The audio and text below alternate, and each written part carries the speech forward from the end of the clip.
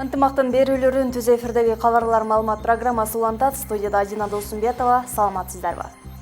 Алгач күндүн негизгиделген окуяларынын кыскача түрмөгү.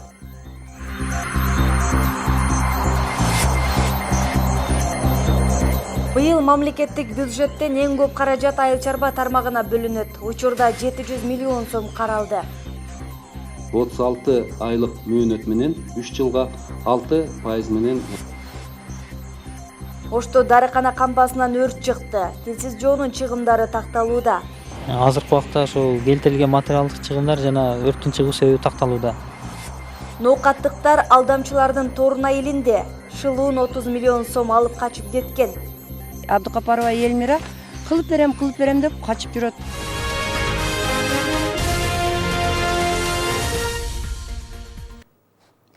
Быйыл мамлекеттик бюджеттен эң көп каражат айыл чарба тармагына бөлүнөт. Учурда 700 миллион сом каралды. Ага мал чарбачылыгы жана кайра иштетүү иши жанданмакчы. Мындан сырткары айыл чарба продукциясын кайра иштеткендерге 6% үстөк менен 3 жылга чейин насыя берилет. Бул тууралуу каржы министри Адылбек Касымгалиев айтып, учурда банктардын ортосунда келишимдер түзүлүп жатканын кошумчалады.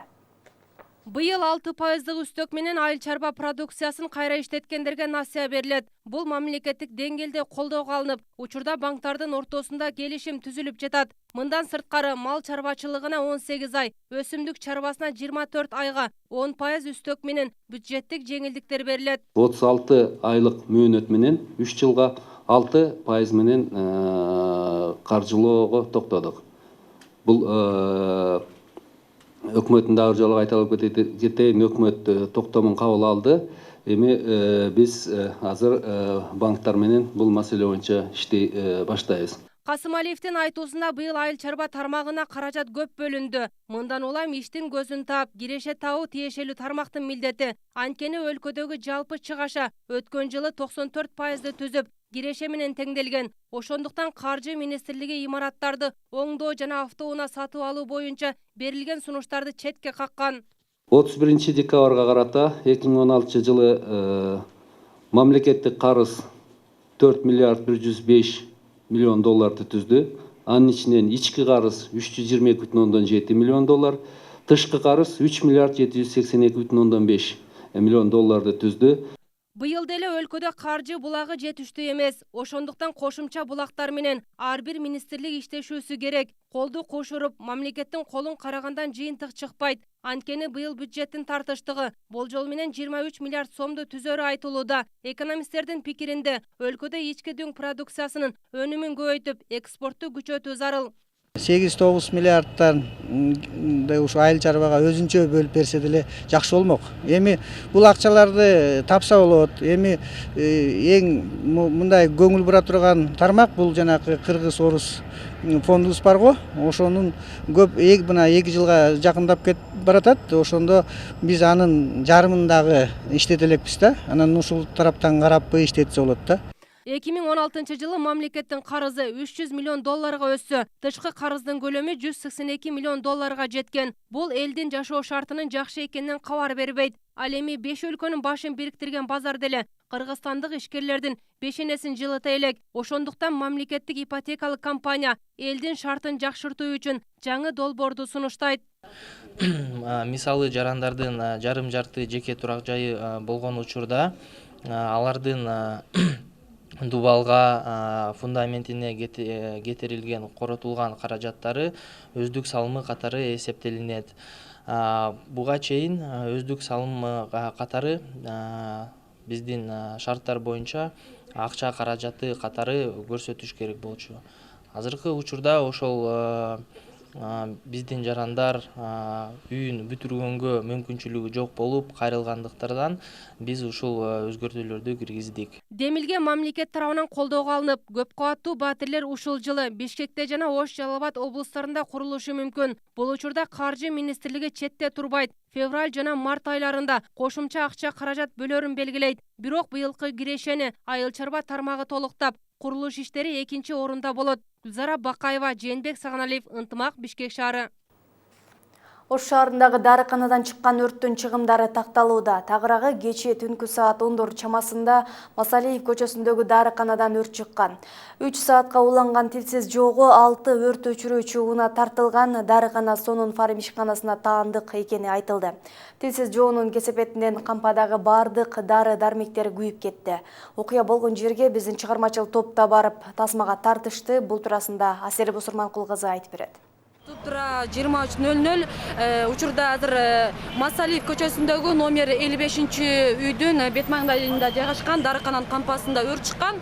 Учурда өрт өчүрүүчүлөр келип убагында өчүргөнгө жетишти, бирок азыркы учурда айтып атышат, бул жакта газ баллондор дагы бар экени белгилүү болду. Бул коркунуч жаратышы мүмкүн деп учурда элдердин баарын алыстатканга аракет кылып жатышат. Ал олонгон өрт заматта дарыкананы жалмады. Түн ичинде катталган тилсиз жоо кампага жакын жашаган тургундардын үрөйүн учурду. Көчөгө элдер толуп, өрттүн себептерин жылытуучу мештерден чыкканын айтып жатышты. Ал тапта өзгөчө кырдаал кызматкерлери элдерге күйүп жаткан имаратка жакындабай турууну эскертип жатышты. Анткени ичкеридеги газ баллондордун жарылып кетүү коркунучу күчеле. Кандай коркунуч жок, азыр Ülkelerden burada uçurmayıp geçişadı, raziyetkeler bir narsani sayıp geçişadı, Sveten болады. Ал эми өрткө каршы кызматына чакыруу 21:57-де түшкөн. Атайын кызмат 7 мүнөт аралыгында окуя болгон жерге барышкан. Тилсиз жоонун күч алышынан улам 6 өрт өчүрүүчү унаа жана өрткө каршы бөлүмүнүн бардык кызматкерлери, куткаруу бөлүмдөгүлөр да тартылды. Ал эми жалындаган жоо тийиштүү кызматкерлер тарабынан 3 сааттар аң өчүрүлдү. Өрттүн жалпы аянты 625 шарчы метрди түздү. Азыркы убакта ошо келтирилген материалдык чыгымдар жана өрттүн чыгуу себеби такталууда. Бул жерде материалдык чыгым көп болот, анткени ичинде бардык дары дармектер көп болгон. Ар жагында кампасы болгон, бер жагында ушу дары дармек сактаучу кампа болгон. Ушуларды азыркы убакта материалдык чыгым такталууда. Азыр өрттөн келтирилген зыян такталууда. Ал тапта кампадагы бардык дары дармектер күйүп күлгө айланган. Ал эми экологиялык жана техникалык коопсуздук кызматы дарыкана жеке менчик болгондуктан мамлекеттик кызмат аларга текшере алышкан эмес деген маалыматын билдирди. Ошентип дары кампасындагы өрт коопсуздугу бир да жолу текшерилген эмес.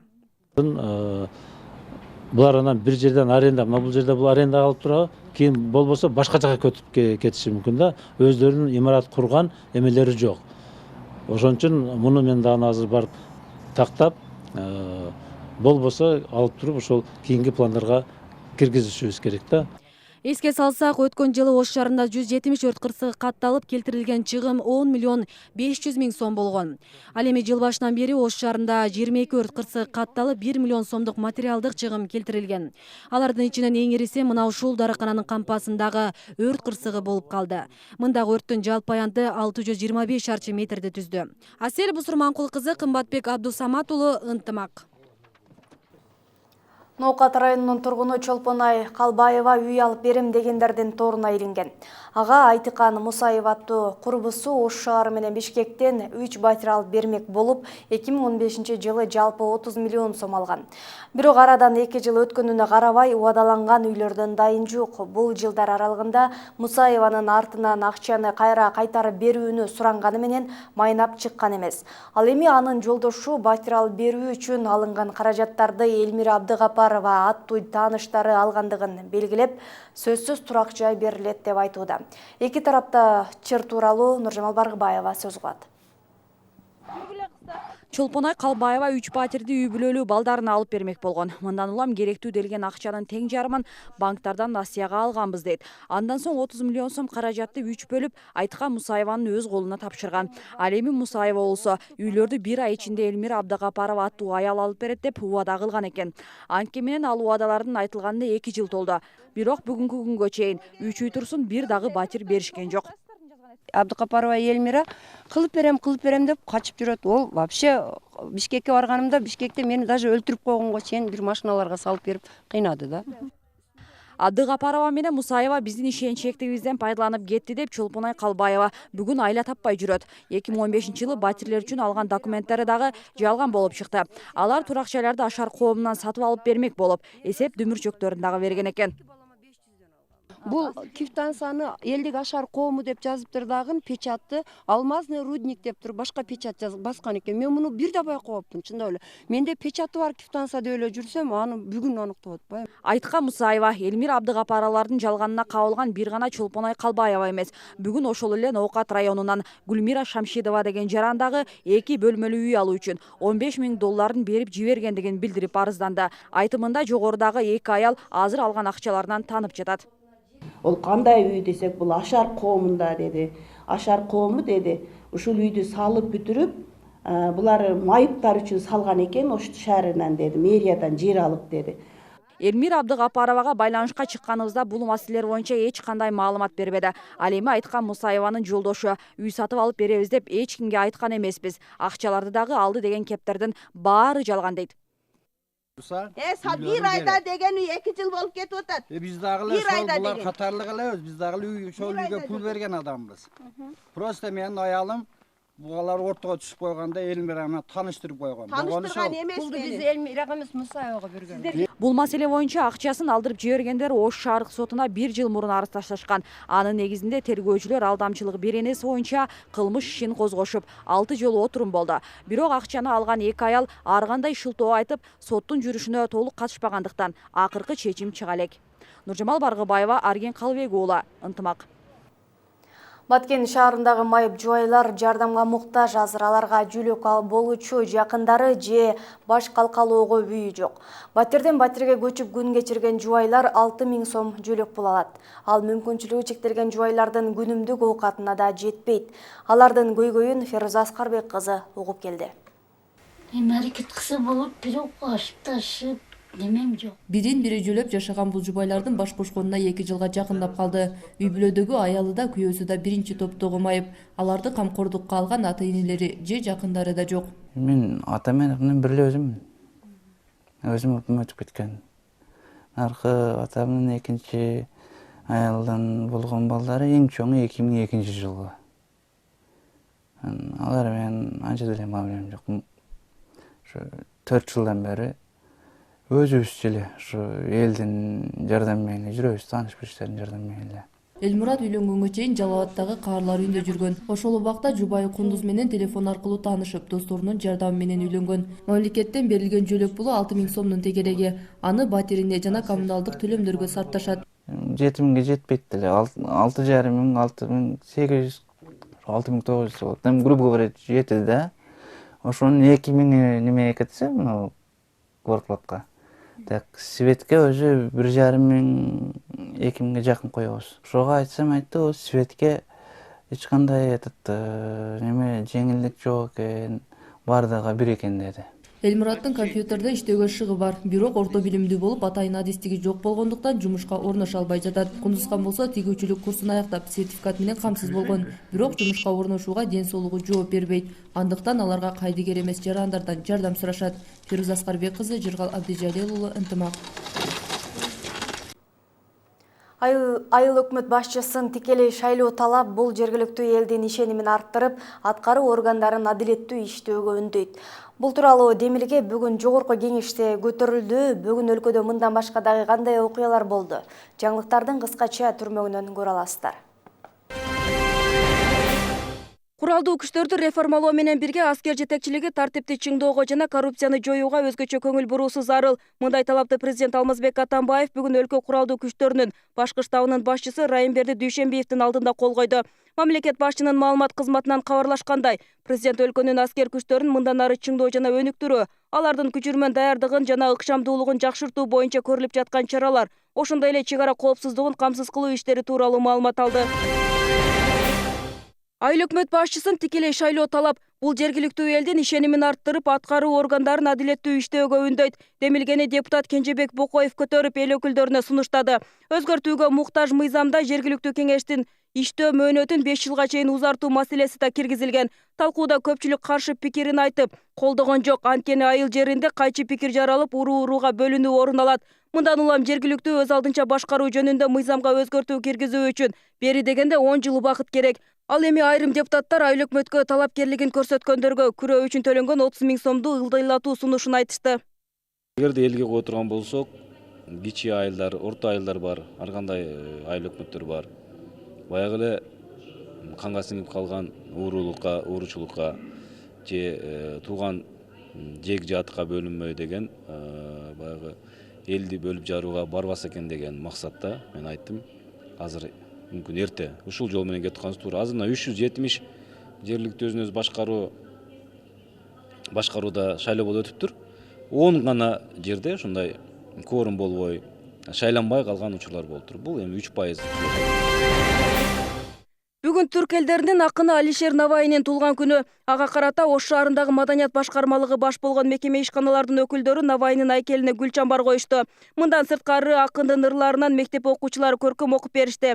Эскерүүгө келгендер Алишер Наваи жараткан эмгектери менен элдин алкоосуна татыган дешет. Белгилей кетсек, алп акын ырларды жазуудан сырткары мамлекеттик кызматтарда да эмгектенген. Ал 1501-жылы 59 жашында көз жумган. Бул адам катары, чыныгы инсан катары адамга, бир жаштарга бир өзүнүн таасирин калтырган. Баткен облустук соту 2016 жылдын жыйынтыгын чыгарды. Ага жогорку соттун төрайымы Айнаш Токпаева жана Кыргыз Республикасынын жогорку сотуна караштуу сот департаментинин директору Рустам Ибраимов катышты. Отурумда жыл ичинде каралган иштер тууралуу сөз болду. 2016 жылы апелляциялык жана кассациялык тартипте кароого биринчи инстанциядагы соттордон жалпы 381 иш келип түшкөн. Каралган иштердин саны 2015 жылга салыштырмалуу апелляциялык коллегияда 9 ишке аз түшкөн. Ал эми кассациялык кароодо 4 ишке көбөйгөн. Жыл ичинде бир инстанцияда жалпы каралып бүткөн жарандык иштерден 1,7%, административдик иш 11,8 болсо, экономикалык иш 3,9 болгон. Ал эми кылмыш иштерден 17,8 гана облустук сотко даттанылган. Бул жаңы келип баштап аткан судьялар үчүн гана эмес, мындан мурда иштеп жүргөн тажрыйбалуу судьяларга дагы алардын келип өзүнүн көз карашын, пикирин айтканы бул келерки соттук тажрыйбадагы аткаруучу иштердин аябай чоң жардамын берет. Эми алардын келип айтып кеткен пикирлери, сөздөрү мындан кийинки иштин сапатынын көтөрүлүшүнө өзүнүн түздөн түз таасирин берет деген ойдомун. Ички иштер министрлиги жарандардын соттуулугу тууралуу маалымат каталуу түйшүгүн жеңилдетти. Тагыраагы атайын терминалдарды өлкөдөгү чоң шаарларга орнотту. Андан жарандар тез арада соттолгону же соттолбогону тууралуу атайын кагазды алууга болот. Жаңы аппарат Жалал Абадта да иштеп жатат. Ал арада жогорку кеңештин депутаттары соттуулукту аныктоочу терминалдарды сынга алды. Эл өкүлдөрү бул ыкманы жарандардан акча алуунун жолу катары баалоодо. Кененирээк Кылымжан Азамат айтып берет. Эргешкан Өмүрзакова Орусияга кетип жаткан баласына документ даярдап жаткан. Ал үчүн уулунун соттолбогону тууралуу тактама керек болуп, областык ички иштер башкармалыгына кайрылды. Бүгүн ал тактаманы кыска мөөнөттө алуу мүмкүнчүлүгү бар экенине кубанып турган чагы. Буну Оштан алардык. Буга чейин биз тактама алуу үчүн Ош шаарына барчыбыз. Эми бизге жакын болуп, бир топ ыңгайлуу болуп калды. Эртең келсем тактаманы алып кете алам. Терминалдын орнотулганына 1 жумадан ашкан. Бул аралыкта 30га чукул жаран аппараттан тактама алган. Буга чейин облус тургундары атайын документти алуу үчүн Ош шаарындагы маалымат аналитикалык борборуна барышчу. Эми бул кадам жергиликтүү жарандар үчүн бир топ ыңгайлуу болуп калган. Бир суткада болсо 260 сом. 3 күндүк суткага 210 сом. Ошондо эле сразу автоматически фамилиясы түшөт терминалга. И как это электронный арыз болот. 9-дан 12 чейин кабыл алат. Күнүнө. Суткасы эртеси саат 4-төн 6-га чейин уже жооп берилет. Тактама берилет. Бирок депутаттар ИИМдин бул кадамын сынга алды. Алардын айтымында жарандар маалым катты терминал аркылуу алууда 300 сомго чейин чыгымга учурашат. Анткени атайын документти бир күн аралыгында алуу үчүн 260 сом терминалга төлөөсү керек. Бул болсо акча алуунун бир ыкмасы катары эсептелет. Андыктан депутат Дастан Бекешев атайын мыйзам долбоорун сунуштоодо.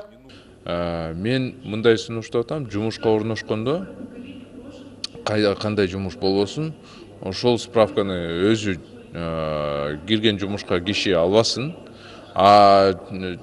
жумушту берген уюм же ишкер ал ушундай справканы өзү эле милдеттүү түрүндө ала берсин деп. Ал тапта атайын терминалдарды Ички иштер министрлиги өлкөнүн бардык аймактарына орнотууну пландоодо. Азыр соттолгондук тууралуу тактама берүүчү аппараттар Бишкек, Ош жана Жалал Абадта иштеп жатат. Кылымжан Азамат кызы Шайыр Зайырбек уулу, Ынтымак, Жалал Абад шаары. Кара Суудагы Дүлөй балдар үчүн жатак мектеби жаз майрамдарын күн мурунтан белгилешти. Кычыраган кыштын күндөрүндө жазы самаган балдар жаз жыттанган иш-чара уюштурушкан. Ден соолугуна мүмкүнчүлүгү чектелген балдар таң заардан ар кандай өнөрлөрүн келген меймандарга тартуулашты. Балдардын кубанычына биздин чыгармачыл топ да күбө болуп келген. Мындагы арулуттун бийин катыра бийлеген кыздардын угусу начар. Алар бийдеги кыймыл-аракеттерди сыналгыдан көрүп өздөштүрүп алышкан. Кубандырганы мындагы кыздардын айрымдары үн катып сүйлөгөнгө аракет кылышкан. Алардын бири 6 түрдүү бийди үйрөнүп, келечекте бийчи болууну самаган Бегимай музыканы жүрөгү менен сезерин айтат. Бул Кытай эл бийин музыканы укпай туруп бийлеш биз үчүн аябай кыйын. Ошон үчүн эжекелер бизге дистерди коюп берет, телевизордон көрүп туруп, ошолордун движениясын үйрөнүп туруп, анан бийлегенди үйрөнөбүз, анан музыканы ошого ылайыктап туруп коюп берет эжекелер биз. Окуучулардын музыкага шакеш келтирип бийлегени көрүүчүлөрдү таң калтырды. Айрыкча заманбап бийди ийнине жеткире аткарган балдар атактуу бийчи болууну максат кылышат экен. Улан кыздардын кызыгуусуна карап бий үйрөткөн Жумагүл Закирова мектеп таланттуу жаштарга бай экенин айтат. Биздин окуучулар мүмкүнчүлүгү чектелген, кула укпаган, сүйлөбөгөн балдар болгондуктан биздин окуучулар ушундай бийге, музыкага басым жасашат, анан бийди угушпайт, укпаган менен, жүрөгү менен сезишет. Мектепте тарбияланган 172 окуучунун басымдуу бөлүгүн кыздар түзөт. Алардын ар бирине кылдаттык мамиле кылып, окууга кызыгуусун арттыруу мугалимдердин башкы максаты. Окуучулар дагы өз чыгармачылыгын өркүндөтүп, жогорку билимдүү болуунун аракетинде. Бүгүнкү күн биздин мектеп үчүн чоң майрам. Биздин балдар тагдырына тарынган жаратылышта ушундай жаралышып, мүмкүнчүлүктөрү чектелген окуучулар болуп эсептелет. Мектепте 172 окуучу тарбияланат. 0 класстан 9 класска чейин окуп кетишет. 9 класстан кийин кесиптик окуу жайларга өтүшөт. Булар кичи кесип ээлери болушат. Мугалимдердин айтымында өткөн жылы мүмкүнчүлүгү чектелген балдар арасында кароо сынак уюштурулган. Ага бул мектептин бийчилери да катышып, республикалык деңгээлдеги сыйлыкка ээ болушкан.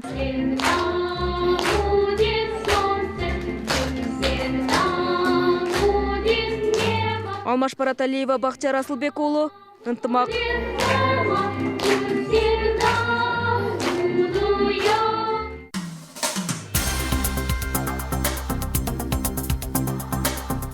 Чыгарылышыбызды Алам алкагындагы жаңылыктар улантат. Дүйнөдөгү акыркы окуялар менен кесиптешим Асель Бусурманкул кызы тааныштырат. Рахмат кесиптеш. Американын Луизиана штатындагы куюн миңдеген үйлөрдү кыйратып кетти. Анын кесепетинен элдер көчөлөрдө күн кечирүүдө. Айрымдар электр жарыгысыз олтурушат. Буга байланыштуу аймакта өзгөчө кырдаал жарыяланды. Көгүлтүр отту жеткирүү да үзгүлтүккө учурагандыгы тууралуу маалыматтар бар. Жергиликтүү бийлик болсо азырынча келтирилген чыгымды эсептеп жатышат. Кыйраган үйлөр, жулунган чатырлар, ийилген электр мамычалары. АКШнын Луизиана штатындагы торнадонун кесепеттери ушундай. Учурда аймакта өзгөчө кырдаалдар киргизилгени маалымдалды. Мунун баары күтүлбөгөн маалда жүз берди. Мынчалык олуттуу болушу оюма да келбеген эле. Өзгөчө ушул квартал каттуу жабыркады. Куюндар бир канча санда болгон. Алардын бири Жаңы Орлеан шаарынын чыгыш тарабын аралап өтүп, бактыга жараша каза тапкандар жок. Бирок ондогон адам жабыркагандыгы айтылууда. Дагы экөө катуу жараланган. Бул аялдын үй бүлөсүнүн бардык мүчөлөрү үйдүн ичинде болгон. Үй толук кыйрап, бирок адамдар аман калган. Булуттар аябай тез жылып жаткандай эле. Аңча бир үн угулуп, кызым болсо поезд келе жатат деди. Анан эле учуп келе жаткан урандыларды көрдүк. Эмне болуп жатканын түшүнгөнчө эле куюң бизди көздөй келип калды. Жарык өчүп, биз коридордо ары бери чуркап аттык. Терезенин, эшиктин сынган үндөрү угулуп жатты. Ал мунун баары 8 мүнөткө созулгандыгын айтат. Бирок ошол 8 мүнөт өтө көп убактай сезилди. Эч ким денесинен жарат алган жок, бирок моралдык жактан сокку алдык. Баарыбыз ушул үйдө төрөлүп өстүк. Эми баары талкаланды. Куюндан уламдагы миңдеген үйлөр электр жарыгысыз калды. Газ жеткирүүдө үзгүлтүккө учурагандыгы тууралуу маалыматтар бар. Ал эми жергиликтүү бийлик келтирилген чыгымды эсептөөдө. Англияда эми чет өлкөлүктөр акысыз дарылана албайт. Тагыраак айтканда, бейтап алдын ала төлөм төлөп коюп гана дарыгерге көрүнө алат. Буга чейин бардык чет өлкөлүктөрдү Британиянын саламаттыкты сактоо министрлиги акысыз дарылачу. Жаңы мыйзам апрель айында күчүнө киргени турат. Кененирээк кезектеги материалда сөз болот. Англиянын улуттук саламаттыкты сактоо системине кирген мамлекеттик бейтапканалар эми чет элдиктерден дарылануу үчүн алдын ала акы төлөөнү сурайт. Мындай мыйзам ушул жылдын апрель айынан тарта күчүнө кирет. Мурда каалаган киши ооруканага кайрылып акысыз дарылана алчу. Бирок мындай мүмкүнчүлүк мамлекеттик казынанын кемишине алып келди. Чет өлкөдөн келгендер биздин кызматтарды себепсиз эле ары акысыз колдоно беришин каалабайбыз. Дары-дармектер чектелүүдө. Алар эч бир акча төлөбөгөнүн көрүп жүрөбүз. Эми ооруканалар кимге акысыз жардам көрсөтүлөт, кимден акы алынат өздөрү чечет. Бийликтегилер чет элдиктер деле медициналык кызматтан пайдалана алышарын, бирок бейтаптар башкалар сыяктуу салык төлөөсү керектигин гана эскертишет. Ал эми айрым кайрымдуулук уюмдары мындай мыйзам менен калктын аялуу катмарындагылар жабыркап калышы ыктымал деген пикирде. Биз менен иштеген дарыгерлер чек ара кызматындагы аскерлердей болгусу келбей жатат. Алар иммиграциялык абалдан көз каранды же каражат аздар деп бөлбөй, жөн гана бейтапты дарылагысы келет. Бирок тартип башка нерсени талап кылууда. Балким Британ бийлиги мыйзамды артка кайтарышы да ыктымал. Алар алдын ала төлөм адам өмүрү коркунучта болгон маалда алынбайт деп ишендирүүдө. Сиздер бүгүнкү күнгө даярдалган дүйнөлүк жаңылыктар менен тааныш болдуңуздар. Мен сөздү кайрадан кестешиме узатам. Бүгүнкү күн мына ушундай маалыматтар менен жыйынтыкталды. Дагы башка кабарлар Ынтымак ЧКТ сайтында. Ынтымак ЧКТ аркылуу маалыматтар менен кыргыз, орус жана өзбек тилинде таанышсаңыздар болот. Ынтымак ЧКТ ар дайым сиздин кызматыңызда.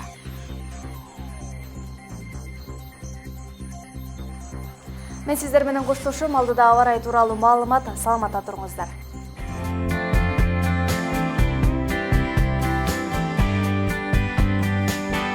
Аба ырайы маалыматынын демөөрчүсү Today соода маркасы. Today кофеси чыныгы сулуулуктун, жакшылыктын жана ден соолуктун символу. Шаардагы бардык соода түйүндөрүнөн тапсаңыздар болот.